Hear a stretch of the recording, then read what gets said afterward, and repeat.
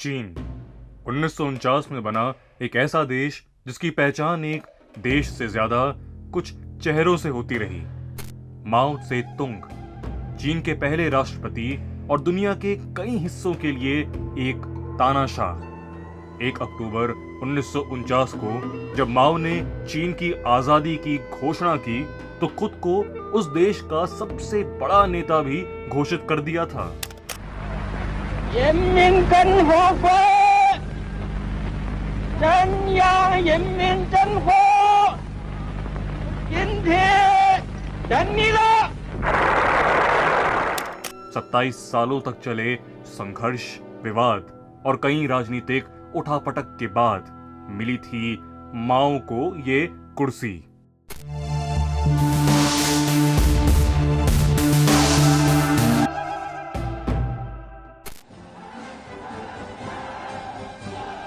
चीन के लोग जब तक ये समझ पाते कि उन्होंने किसे चुना है, काफी देर हो चुकी थी। माओ ने सत्ता में आते ही लैंड रिफॉर्म लाए, भूमि सुधार की ऐसी योजना जिसमें जमीन के मालिकों से जमीन को छीनकर लोगों में बांटा जाता था। चीन के लोगों को लगा कि इससे सबको जमीन मिल रही है। चीनी सरकार जमीन के मालिकों या अमीर किसानों को पीट पीट कर मार डालती थी और माओ की इस नीति पर कोई कुछ नहीं कहता था। चीन की आजादी के बाद शुरू हुई ये नीति 1951 तक चली और माना जाता है कि इसमें करीब 1 लाख लोगों की मौत हो गई थी। माओ ने लैंड रिफॉर्म के बाद 1958 की जनवरी में एक और नीति लागू की जिसे ग्रेट लीप फॉरवर्ड का नाम दिया गया। माओ का सोचना था कि वो 15 साल में अपने देश को फैक्ट्रियों और अनाज के दम पर ब्रिटेन से भी आगे ले जाएगा। इस नीति में चीन के लोगों को मजदूर बना दिया गया, किसानों से उनका हक छीन लिया गया, लोगों से जबरदस्ती किसानी कराई गई और उन्हें बकायदा टारगेट दिए गए। फैक्ट्रियों में लोगों से काम लिया जाता था, देश के सारे खेत सरकार के कंट्रोल में आ गए और वहां काम करने वाले लोगों का भी उस अनाज पर कोई हक नहीं था। ज्यादा अनाज पैदा करने के लालच में लगे माओ ने ये साफ कर दिया था कि खेतों में काम करने वाले लोगों को तभी खाने के लिए अनाज मिलेगा जब वो अपने काम के टारगेट पूरे करेंगे। आदमी, औरत, बच्चे, बूढ़े सभी 2 वक्त के खाने के लिए दिन रात काम करते और जो थोड़ा भी कमजोर पड़ता उसे सरकारी अधिकारियों और सैनिकों का गुस्सा झेलना पड़ता था। माओ के सामने चीन का कोई भी अधिकारी सच बोलने की हिम्मत नहीं करता था। पूरे देश में जबरदस्ती किसानी कराई जा रही थी, लेकिन फसल का उत्पादन बढ़ नहीं रहा था। इसके बावजूद चीनी अधिकारियों ने माओ से झूठ कहा और वो उस पर आगे भी बढ़ते रहे। माओ का एक और अजीब आइडिया था गौरैया को मारने का। माओ ने कहा कि ये पक्षी अनाज खा जाते हैं और हमें इन्हें मार कर अनाज बचाना चाहिए। फिर क्या था, पूरे चीन में लोगों ने गौरैया को मारना शुरू कर दिया। गौरैया तो मरने लगी, लेकिन फसल खाने वाले कीड़ों का बढ़ना शुरू हो गया और अब उन्हें कोई रोकने वाला नहीं था।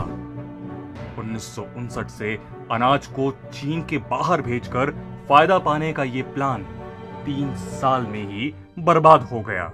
चीन में लोगों के पास खाने को अनाज नहीं था। सरकार अनाज लोगों में बांटने की जगह उसे विदेश में बेचकर सिर्फ मुनाफा कमाना चाहती थी। लोग भूखे मरने लगे, बच्चे कुपोषित होने लगे, लेकिन माओ ने उफ तक नहीं की।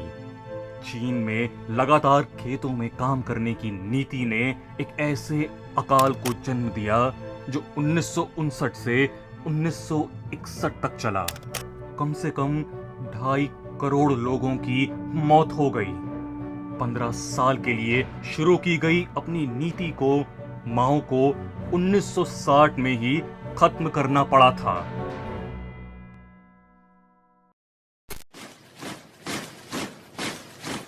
16 मई 1966 को माओ ने चीन में सांस्कृतिक क्रांति की शुरुआत की। इसे कल्चरल रेवोल्यूशन के नाम से भी जाना जाता है। क्रांति के नाम पर लोगों का कत्ल करने के लिए माओ ने अपने ही देश के युवाओं को हथियार बनाया। अपने विचारों को उसने एक किताब की शक्ल दी जिसे रेड बुक कहा गया। इस रेड बुक को लेकर पढ़ने वाले युवाओं को रेड गार्ड का नाम मिला। ये रेड गार्ड पूरे चीन में आतंक का नाम बन चुके थे।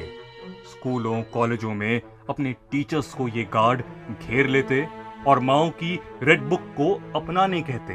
जो कोई भी माओ के विचार का विरोध करता या फिर उससे अलग बात कहता, उसे पीट पीट कर मार डाला जाता था। लोगों के सर खून इतना चढ़ चुका था कि वो अपने माता पिता को भी माओ के विचारों के लिए मार डालते थे।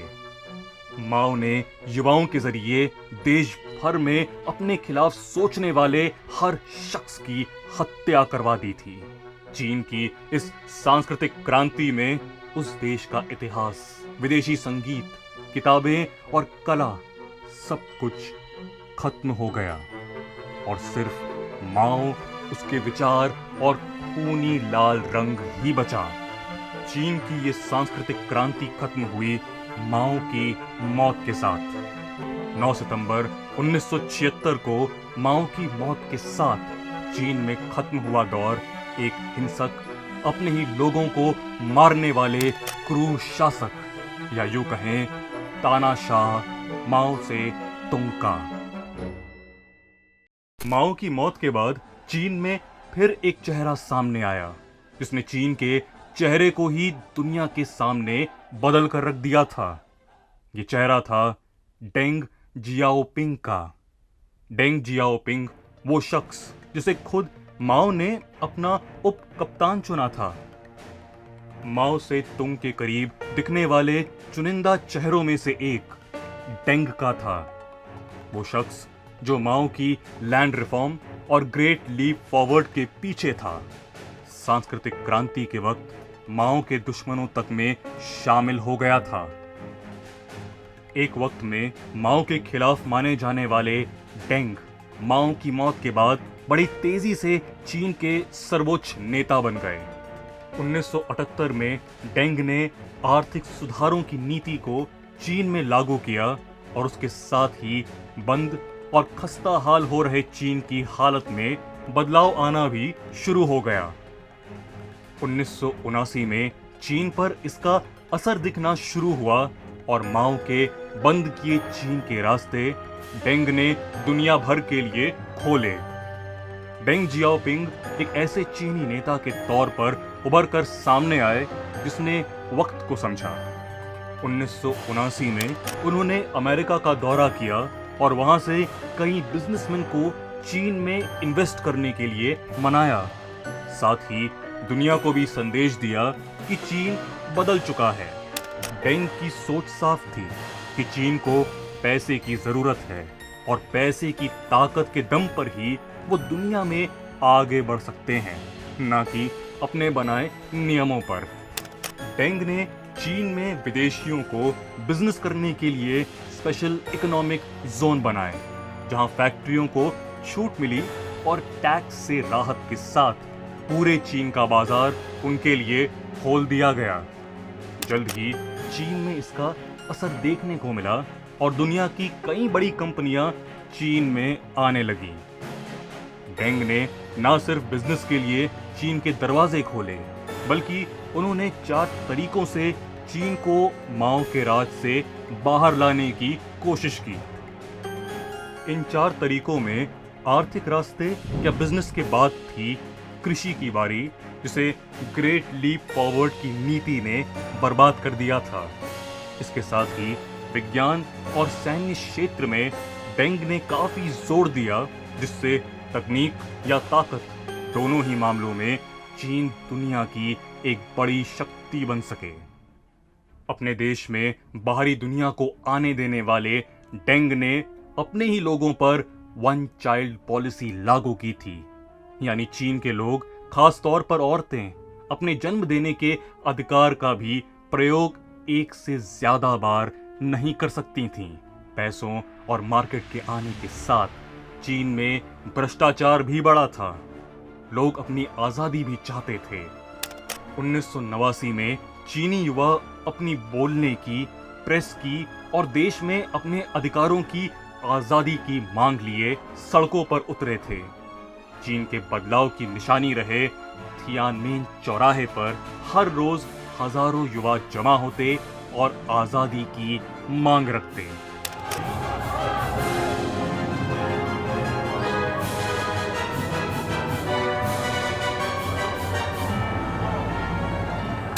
चीन को ये विरोध हजम नहीं हुआ और 15 अप्रैल से चले आ रहे इस विरोध को दबाने के लिए 3 जून की रात चीनी सेना ने थियानमेन चौराहे पर अपने ही लोगों पर गोलियां चला दी।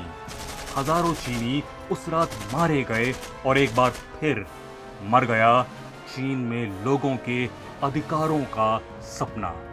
2013 में चीन में एक बार फिर एक नया चेहरा सामने आया, शी जिनपिंग का चेहरा।